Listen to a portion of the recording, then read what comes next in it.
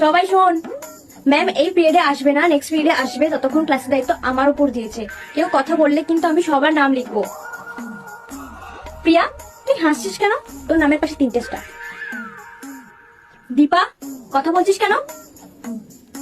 তোর নামের পাশে 2টো স্টার।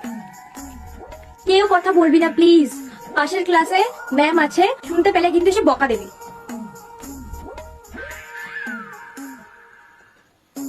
রিয়া, এটা স্কুল, খেলার জায়গা না।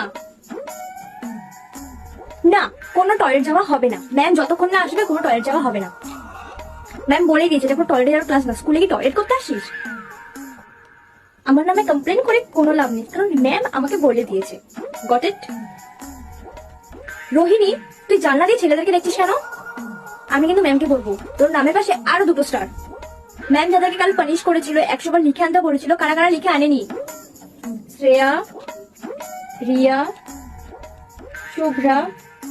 ম্যাম তোদেরকে স্টাফ রুমে যেতে বলেছে।